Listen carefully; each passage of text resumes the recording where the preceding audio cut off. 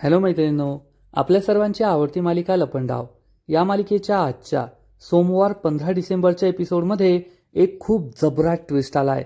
मग नेमकं घडलंय तरी काय? तर मैत्रिणींनो, सरकारने चक्क आपल्याच गुंडाला गोळी मारून त्याचा खून केलाय.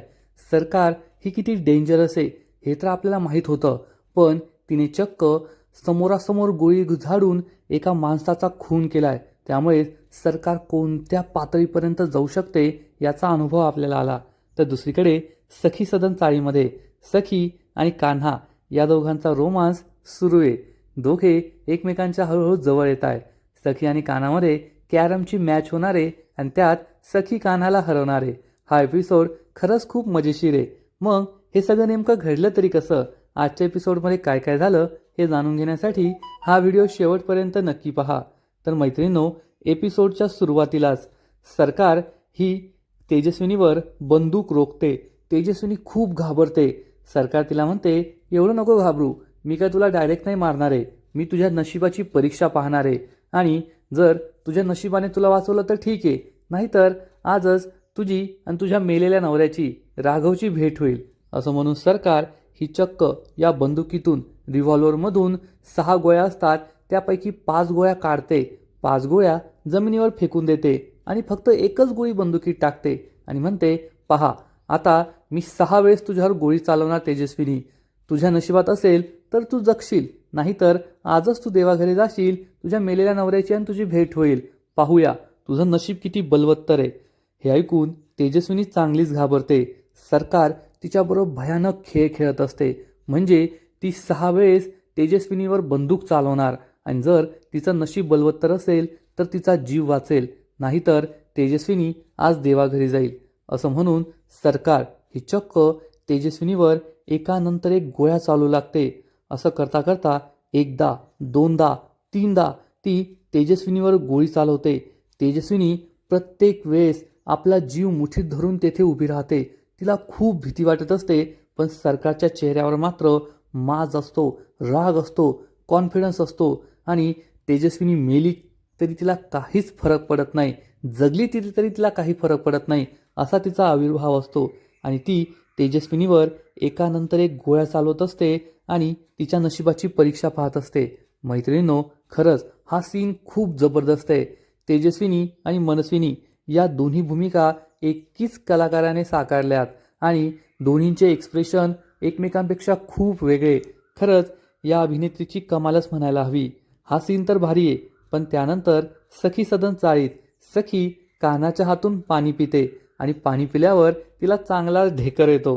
ढेकर आल्यामुळे कान्हा तिच्याकडे आश्चर्याने पाहतो, तर सखी ही चांगलीच लाजते. सखी त्याला म्हणते, आता नाही झालं मला कंट्रोल तर मग काय करणार? कान्हा तिला समजावून सांगतो, ठीक आहे ना बेबी सरकार, असं जे गोष्टी असतात ना नॅचरल त्या होऊ द्यायच्या, जास्त टेन्शन नाही घ्यायचं. मग तो ढेकर असो किंवा जांभई असो, आली तर घेऊन टाकायची. आणि आजकाल लोक खूप टेबल मॅनर्स पाहतात.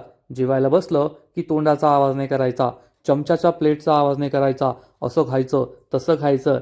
अरे एकच आयुष्य मिळालंय, मनसोक्त जगायचं, एवढे मॅनर्स पाळून काय करायचंय? असं म्हणून कान्हा जोक मारतो आणि त्याचा हा जोक ऐकून सखी हसू लागते आणि त्याला टाळी देण्याचा प्रयत्न करते. पण तिच्या हाताला प्लॅस्टर असतं आणि तिचा हात दुखावतो. तर कान्हा तिला विचारतो, तुमचा हात दुखावला का? सखी चिडून म्हणते, आता हाताला लागलंय, हाताला प्लॅस्टर आहे, मग हातच दुखणार ना, गुडघा कुठे दुखणार आहे? कान्हा हसू लागतो आणि म्हणतो, बेबी सरकार, खरंच तुमचं विनोदबुद्धी किती भारी आहे. तुमच्या हाताला एवढं लागलंय तरी तुम्ही जोक करताय. तर सखी म्हणते, विनोदबुद्धी नाही, माझा सेन्स ऑफ ह्युमर चांगला आहे. कान्हा तिला म्हणतो, अहो तेच ते, तुम्ही इंग्लिशमध्ये बोलला सेन्स ऑफ ह्युमर आणि मी मराठीत बोललो विनोदबुद्धी, दोन्ही एकच असतं. तुम्ही इंग्लिश मिडियमच्या ना, म्हणून तुम्हाला कळत नाही. सखी चिडून म्हणते, बस झाली तुझी फालतूची बडबड, चल आता गाडी काढ, आपल्याला जायचे प्लॅस्टर काढायला. तर कान्हा तिच्यावर पुन्हा हसतो आणि म्हणतो, कोणती गाडी? आपल्याकडे गाडी तरी आहे का? सखीच्या लक्षात येतं, गाडी तर सरकारच्या बंगल्यावरच आहे. सखी त्याला विचारते, मग आता प्लॅस्टर काढायला कसं जायचं? तुझ्या चाळीत तर साधी रिक्षासुद्धा मिळत नाही. कान्हा तिला म्हणतो, रिक्षा तुम्हाला मिळत नाही, पण मी एक शिट्टी वाजवली ना तरी रिक्षा बाहेरून उभी राहते. सखी म्हणते, बस झाला तुझ्या थापा, असं काही होत नाही. असं खरंच होत असेल तर शिट्टी मारून दाखव, मी सुद्धा पाहते रिक्षा थांबते की नाही.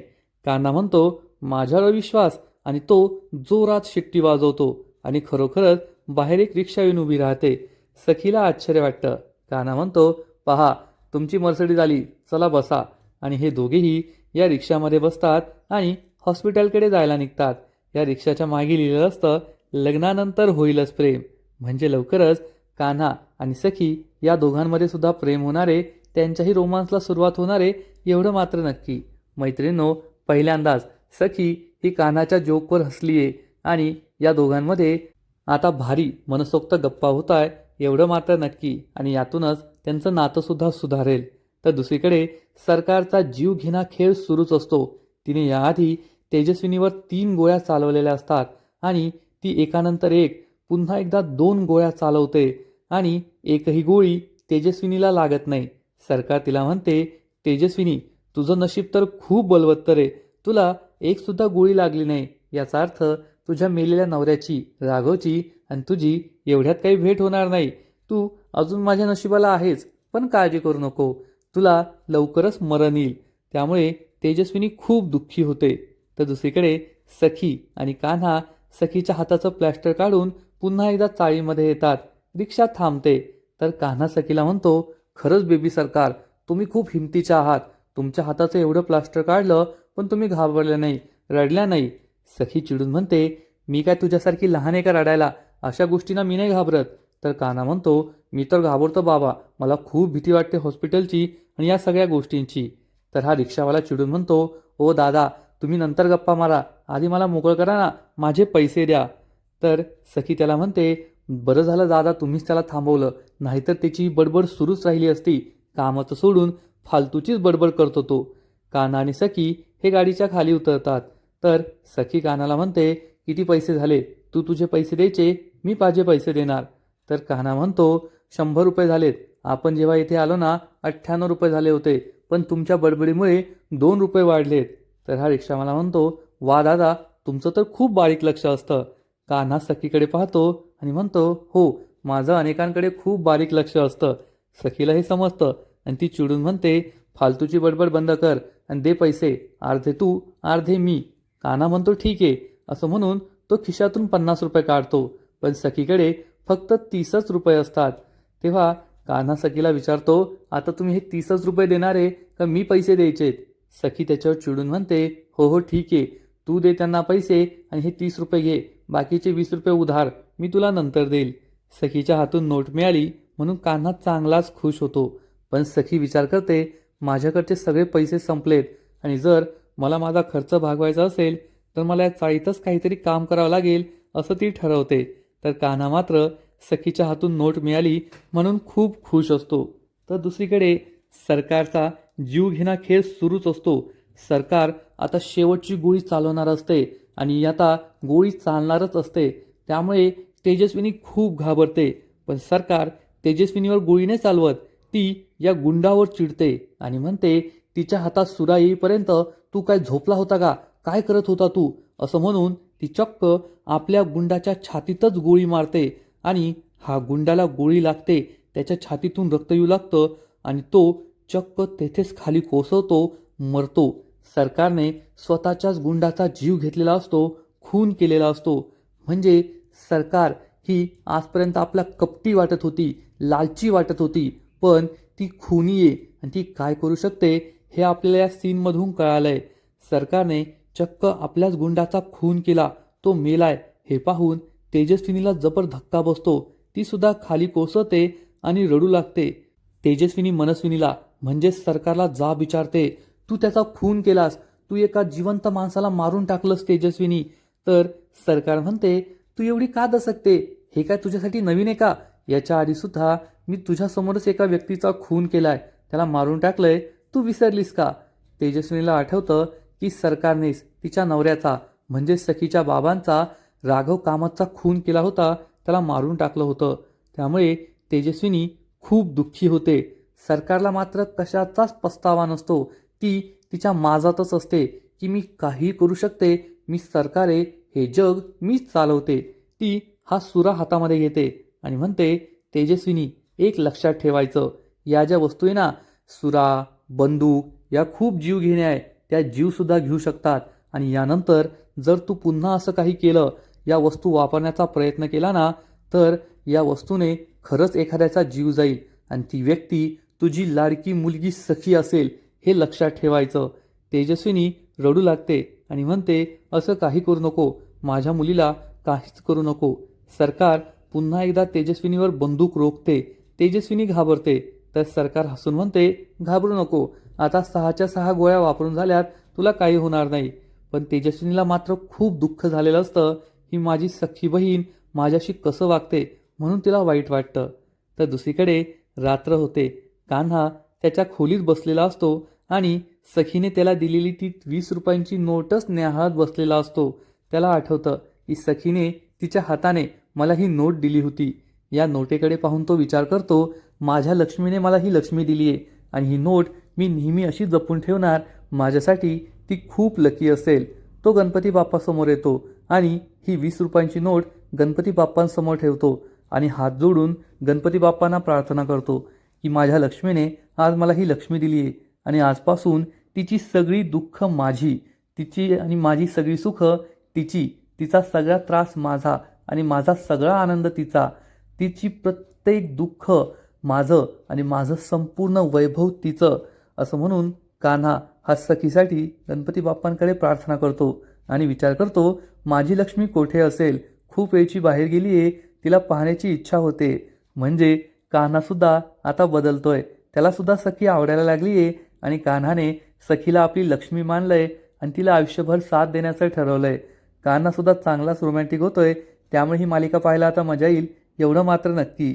तर कान्हाची लक्ष्मी म्हणजे सखी ही चक्क दाभडे मावशींच्या घरी येऊन बसलेली असते आणि दाभडे मावशी तिच्यासाठी गरमागरम वरण भात आणि त्यावर साजूक तूप टाकून आणतात आणि सखीला म्हणतात, सखी खाऊन घे.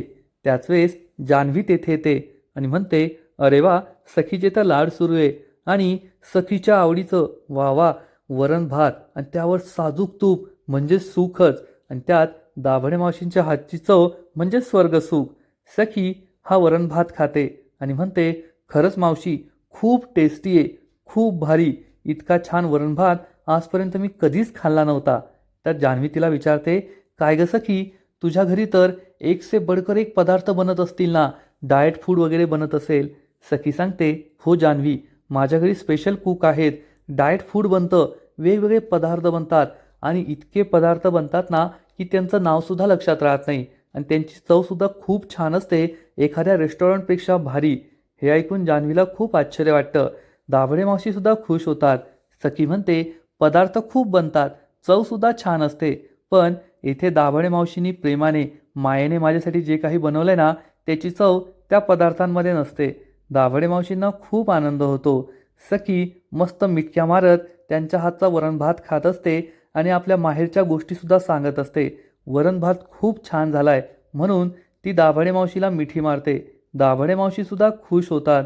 तर सखी ही दाभडे मावशीला विचारते, मावशी, मी तुमच्या घरी रोज रोज जेवायला येते, येथे आल्यापासून मी तुमच्या घरीच जेवते, हे काही मला योग्य वाटत नाही, मी सुद्धा आता स्वयंपाक बनवायला हवा ना. तर दाभडे मावशी तिला म्हणते, तू असा विचार का करतेस, तू मावशीच्या घरी येते ना, मग ये आणि रोज येत जा, मी तुला असंच छान छान बनवून खायला घालेल. सखीला आनंद होतो. तर सखी मावशीला म्हणते, मावशी, पण आता मला काहीतरी कमवायला हवं, पैसे कमवायला हवेत, कारण मला माझा खर्च भागवता आला पाहिजे.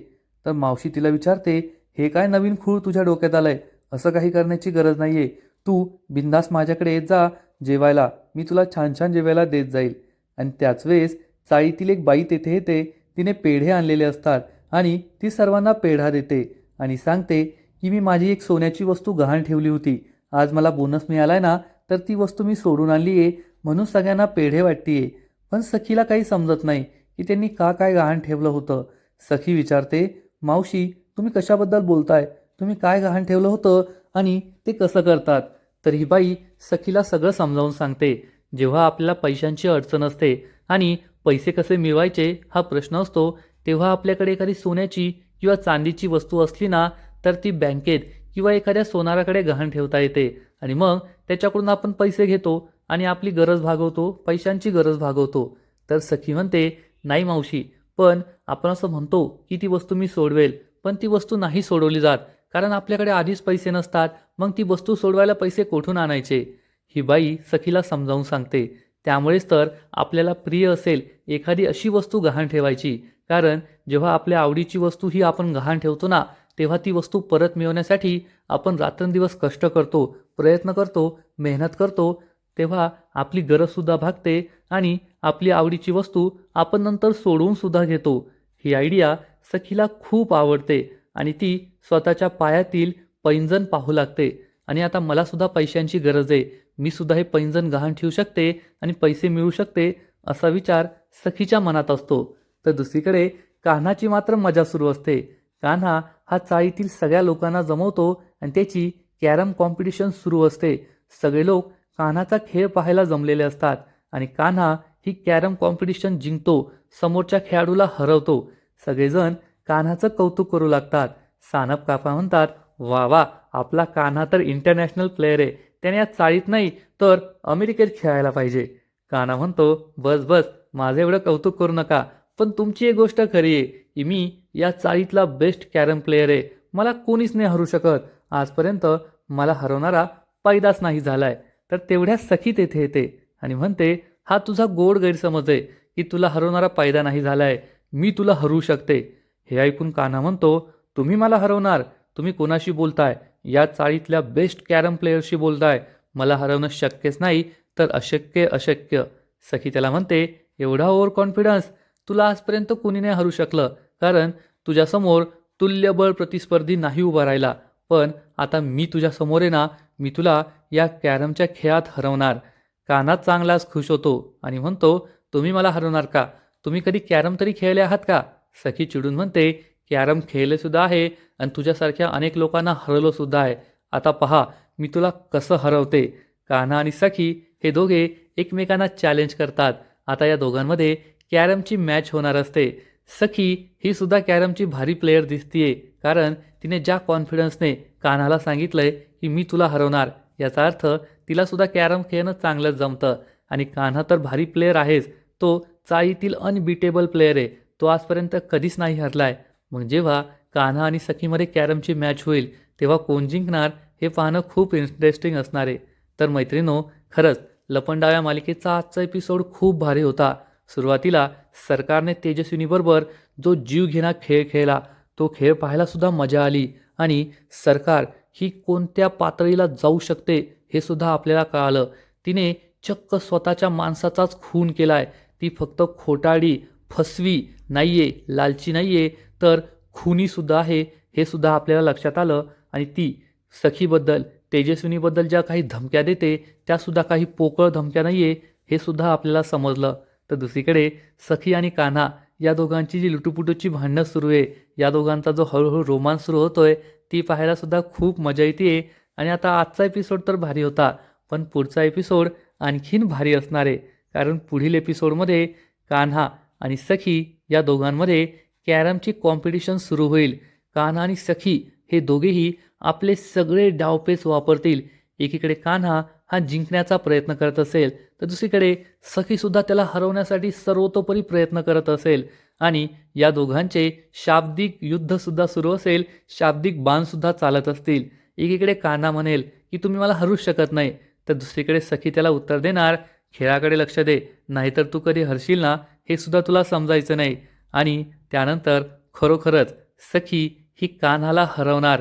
सगळेजण खुश होतील, आनंदी होतील, नाचू लागतील, कारण ज्या कान्हाला हरवणं शक्य नाहीये असं सगळे म्हणत होते, त्याच कान्हाला सखीने पहिल्याच डावात हरवलेलं असेल.